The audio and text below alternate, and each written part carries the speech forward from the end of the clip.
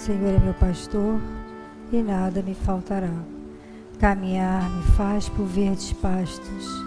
Guia-me mansamente a águas tranquilas, refrigera minha alma. Guia-me pelas veredas da justiça por amor ao seu nome. Ainda que eu caminhasse pelo vale das sombras da morte, eu não temeria mal algum, porque tu estás comigo. A tua vara e teu cajado me consolam. Preparas uma mesa perante mim, na presença dos meus inimigos. Unge a minha cabeça com óleo e meu cálice transborda. Certamente que a bondade e a misericórdia me seguirão todos os dias da minha vida, e eu habitarei a casa do Senhor por longos dias. O Senhor é o meu pastor e nada me faltará. Pai nosso que estás no céu, santificado seja o vosso nome. Venha a nós o vosso reino. Seja feita a vossa vontade, assim na terra como no céu. O pão nosso de cada dia nos dai hoje. Perdoai as nossas ofensas, assim como nós perdoamos a quem nos tem ofendido. Não nos deixeis cair em tentação, mas nos livrai-nos do mal. Ave Maria, cheia de graça, o Senhor é convosco. Bendita sois vós entre as mulheres, bendito é o fruto do vosso ventre, Jesus. Santa Maria, Mãe de Jesus, rogai a Deus por nós pecadores, agora e na hora de nossa morte. Pai amado, mais uma vez estamos aqui reunidos em seu nome. Queremos elevar as nossas vibrações, elevar os nossos pensamentos, saudar e agradecer a presença de nossos mentores, nossos guias e nossos irmãos espirituais. Saudamos ao nosso guia-mestre, nosso Pai Tupinambá, rogando que Ele nos proteja, nos oriente sempre. Saudamos a Oxalá, saudamos a Xangô e a Iemanjá, saudamos a Obaluauê e a Oxum, saudamos a todos os orixás da nossa casa, os nossos protetores, pedindo forças para o trabalho dessa tarde. Que nossos irmãos do bem possam nos inspirar, nos intuir e nos guiar, a fim de que possamos ajudar a todos, encarnados e desencarnados, que buscam a nossa casa, a casa de Francisco de Assis. Saudamos a São Miguel Arcanjo, a São Francisco de Assis e a corrente franciscana, que abraça a todos nós com seu amor. Rogamos que possamos ter paz, entendimento e equilíbrio, que todos nós possamos ter serenidade para aceitar tudo aquilo que não podemos mudar, vivendo com tranquilidade e harmonia. Pedimos pelos idosos, pelos enfermos, por todos que se encontram desamparados, hospitalizados e angustiados. Suplicamos pela paz no mundo inteiro, paz entre todas as religiões, paz entre povos e nações, e pedimos que a paz se faça principalmente dentro dos nossos lares e dentro dos nossos corações. Pedimos por todas as crianças do mundo, que elas possam crescer longe da violência e longe do abandono, que elas possam crescer num ambiente de amor. Pedimos por todos que de alguma forma colaborem e ajudam a creche e os projetos sociais e espirituais da Casa de Francisco de Assis. Queremos pedir por todos os espíritos, encarnados e desencarnados, cujos nomes foram colocados em nossa caixinha de pedidos. Por fim, queremos pedir por toda a humanidade, que o bem e o amor vençam sempre. Assim seja.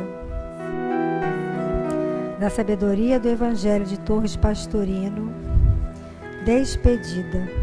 João, capítulo 14, versículos de 27 a 31. Deixo-vos a paz, a minha paz vos dou. Não como o mundo a dá, eu vos dou. Não se turbe vosso coração, nem se atemorize. Ouvistes o que eu vos disse, vou e volto a vós. Se me amaides, vos alegrarias, porque eu vou ao Pai, pois o Pai é maior que eu. E agora vos disse, antes que aconteça, para que todas as vezes que acontecer, acrediteis. Já não falarei muitas coisas convosco, porque vem o príncipe do mundo, e em mim ele não tem nada. Mas para que saiba o mundo que amo o Pai, e faço assim como o Pai me mandou.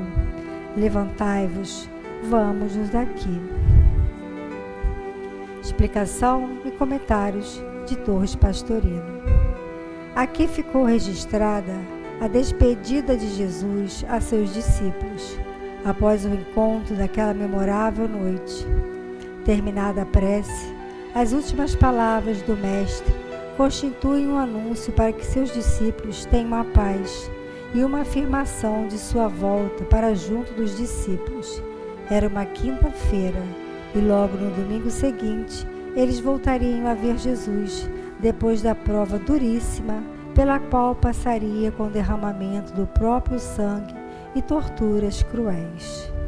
Feita a prece, de coração pacificado, Jesus volta-se para o pequeno grupo de iniciados e derrama sobre todos ondas de paz, da sua paz, que é interna, que vem do Pai. E ele salienta que não se trata da paz que o mundo dá. A sua é diferente e permanece mesmo quando se encontra envolvido pelo barulho físico, abatido pelas vicissitudes morais ou atacado pelas trevas temporárias do espírito. E acrescenta aos discípulos que quando as forças da oposição se derramassem sobre eles, que não temessem, afirmando que no exército do Cristo não há lugar para os medrosos. Ainda salienta que quando existe o amor verdadeiro, até mesmo o afastamento do ser amado resulta em alegria, se tratar de uma melhoria para ele. Jesus iria voltar para perto do Pai, e isso era uma enorme alegria. Jesus foi taxativo: o Pai é maior que eu, e por isso, se me amardes, ficareis alegres pelo fato de eu ir para junto do Pai. Revigorado em seu espírito pelo contato que teve com o Pai através de suas preces, o Mestre volta para seus discípulos e profere mais algumas palavras de conforto e despedida. Todos se encontravam num grande estágio de expectativa. Jesus a preparar-se para o grande passo e os discípulos numa expectativa tensa, por não saberem ao certo o que viria a acontecer nos próximos instantes. Apesar de todos os esclarecimentos, os discípulos não entendiam plenamente o que estava se passando. Daí as palavras de Jesus, derramando sobre eles a sua paz, a paz do Cristo, e salientando que não era a paz do mundo, era a paz interior, não o silêncio da inatividade externa, era a paz dinâmica, não a estática, era a paz cheia de energia, não a da fraqueza medrosa, era a paz do amor que encanta, não a do ressentimento que cala, a paz que nada teme, porque no meio da tempestade conturbadora dos elementos, sabe que o navio está ancorado no porto seguro, ao abrigo das ventanias. Jesus insiste: não se turbe vosso coração e nem se atemorize. Exatamente no eu profundo, no coração, é que se deve residir essa paz inalterável, que nada teme, que se mantém firme e confiante, fiel à sintonia crística. Se Deus é por nós, quem será contra nós? Mesmo que a personagem terrena em sua fraqueza trema e se angustie, o coração deve permanecer valente, confiante, calmo e tranquilo, mergulhado na divindade que o sustenta e lhe dá vida. E Jesus disse: sim, eu irei, mas volto a vós. O amor e o carinho pelos discípulos fez com que o Mestre lhes avisasse com antecedência tudo o que iria ocorrer, para que mais tarde, verificando os fatos, pudessem ter a certeza de que ele era realmente o enviado do Pai. Jesus salvou a humanidade quando mostrou-lhe a direção certa de sua caminhada e desatá-la dos erros do materialismo, e não por tê-la redimido do pecado, coisa que ainda não foi atingida. Não basta reconhecer o caminho certo e voltar-se na direção correta. É necessário palmilhar essa estrada, pois em sua vida o próprio Jesus a percorreu, dando-nos o exemplo vivo. Essa jornada é muito longa, além de ser cheia de percalços, embora a meta seja nítida, clara e inconfundível no fim da viagem. A hora é de ação. Levantai-vos, vamos-nos daqui. Enfrentemos as forças adversárias que se erguem e cumpramos as determinações superiores com coragem, a fim de superarmos e vencermos os impactos do mundo. Esse trecho do Evangelho é mais ou menos na época que a gente está passando agora, né? Quinta-feira, seria a quinta-feira antes da Sexta-feira Santa, que Jesus seria crucificado e depois ressuscitaria no domingo. E aí ele avisa aos discípulos, né? Que ele vai ser crucificado, mas os discípulos estão assim bem nervosos, não sabem o que vai acontecer, mas Jesus já sabe de tudo e não se atemoriza. Então, muitas pessoas falam, né? Jesus morreu na cruz para nos salvar. Jesus morreu na cruz e depois no domingo ele ressuscitou, e daí é como se fosse uma prova para mostrar que tudo que ele falava, tudo que ele pregava, para que as pessoas pudessem confiar naquelas palavras dele, naqueles ensinamentos, porque a humanidade ainda precisa dessas provas concretas, né? Como se tivesse que não bastavam os milagres que aconteceram, precisava vir mais coisas. Então Jesus ainda morreu na cruz, ainda ressuscitou, para que as pessoas ainda confiassem mais nele, né? Para que se libertasse do materialismo, para que a fé fosse mais robusta ainda. E essa questão da paz, ela fica muito forte, né? Ela faz: não se turbe o vosso coração, a minha paz lhe dou. Para que as pessoas, a humanidade, se agarrasse e se prendesse nessa questão importante, que não é o materialismo em si, mas a questão espiritual.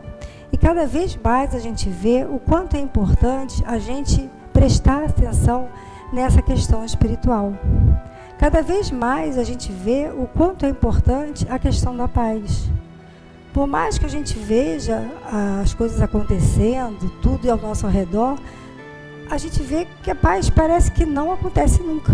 Então a gente precisa pelo menos trabalhar o que se refere a nós. Eu sei que muitas vezes a gente vai pensar assim: nós somos uma gotinha num mar enorme, uma gotinha no oceano. E somos mesmos. Mas a gente precisa fazer a nossa parte. E a gente precisa trabalhar essa paz. Tanto a paz interna, que é essa paz da fé, essa paz da certeza que a gente não está sozinho, da certeza que a gente tem que vencer esses obstáculos, essas dificuldades, esses desafios que o mundo vem trazendo para a gente cada vez mais, essas disputas, esses terrorismos, essas confusões que o mundo nos apresenta, e se preocupar de fato com o que tem importância, que é as questões espirituais, e também com as questões da paz que a gente proporciona. A paz interna é a que tem dentro da gente, e a paz que nos rodeia, porque todos nós temos nossos vizinhos, todos nós temos nossos colegas de trabalho, todos nós frequentamos ambientes, né? Então, a gente tem como promover a paz diante das nossas atitudes, do momento que a gente acorda até o momento que a gente vai dormir. Várias situações a gente passa. Então, a gente tem que saber trabalhar essa paz. E a gente confunde muito ser pacificador com ser assim, bobo ou tolerante demais. E não é. Às vezes a gente precisa ser tolerante, sim. Pacificador, sim. Contar até 10, sim. Contar até 20, sim. Porque as provocações, elas acontecem. Então a gente tem que saber medir as palavras, saber ouvir e não levar adiante. Porque senão as coisas ficam muito complicadas. As agressões ficam muito. Se você escuta e responde de forma agressiva, você não está promovendo a paz. Se você fala de forma agressiva, você não está promovendo a paz. Então a gente precisa estar tentando sempre promover essa paz, de acordo com aquelas bem-aventuranças. Bem-aventurados os pacificadores. Como é que a gente promove essa paz? Partindo de nós, seja da forma de ação, seja da forma de reação. Quando a gente recebe a agressão ou quando a gente não faz a agressão. Porque, volto a falar, do momento que a gente acorda até o momento que a gente vai dormir, muitas coisas acontecem, principalmente no dia de hoje em dia. Parece que a humanidade está toda com os nervos à flor da pele. Tudo acontece o tempo todo. Então a gente precisa de fato estar conectado com o alto, estar com os pensamentos elevados, para que a gente não atraia para nós esses espíritos que estão procurando, não baixa a nossa vibração e não atraia para nós esses espíritos que gostam dessa desordem. Porque quando a gente baixa a nossa vibração, atrai para nós esses espíritos desordeiros, esses espíritos que gostam de provocação. Então a gente precisa elevar o nosso pensamento, a gente precisa fazer a nossa parte, a gente precisa estar sempre orando, vigiando, prestando atenção. O orar e vigiar atualmente é uma das tarefas mais importantes que a gente precisa fazer o tempo todo.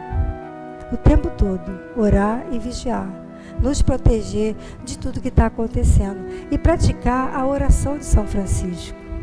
A gente não reza sempre, onde houver ódio, que eu leve o amor? Não pode ser da boca para fora. Onde houver ódio, que eu leve o amor. A gente precisa praticar isso. Onde houver tristeza, que eu leve a alegria. Essa oração é tão bonita, a gente precisa praticar ela o tempo todo, prestar atenção no que está acontecendo e fazer com que ela seja uma rotina na nossa vida, para que a gente possa fazer um pouquinho do que a gente precisa fazer, porque é de gotinha em gotinha desse grande oceano que a gente vai conseguir fazer alguma coisa, trabalhar a paz, igual essa prece inicial que a gente fez, que a paz reine em nós, que a paz reine em cada um de nós. E para a paz reinar em cada um de nós, a gente precisa fazer a nossa parte. E a nossa parte é orar e vigiar. E não deixar que a treva, que o mal entre dentro da gente. Que a gente não pratique, que não saia de nós, que o nosso pensamento não vá por esse caminho. Tem que orar e vigiar muito, para que a gente não espalhe mais do que já está espalhado essa situação. Vamos lá então, pedir forças para o nosso passe. Pedimos à corrente franciscana e a todos os orixás que limpe nosso campo vibratório e nos harmonize, que nos prepare para o passe. Esse passe que é luz e energia, esse passe que cura, que equilibra e que transforma as energias, desde que para isso nos coloquemos à disposição em conexão com a espiritualidade. Senhor, dai-nos forças para o passe. Fazer com que de nossas mãos saiam os fluidos que curam, que tranquilizam, que equilibram e que afastam os maus espíritos. Senhor, faz de nós instrumentos da sua paz. Onde houver ódio, que eu leve o amor. Onde houver ofensa, que eu leve o perdão. Onde houver discórdia, que eu leve a união. Onde houver dúvidas, que eu leve a fé. Onde houver erro, que eu leve a verdade. Onde houver desespero, que eu leve a esperança. Onde houver tristeza, que eu leve a alegria. Onde houver trevas, que eu leve a luz. Ó Mestre, faz com que eu procure mais consolar que ser consolado, compreender que ser compreendido, amar que ser amado, pois é dando que se recebe, é perdoando que se é perdoado, e é morrendo que se nasce para a vida eterna.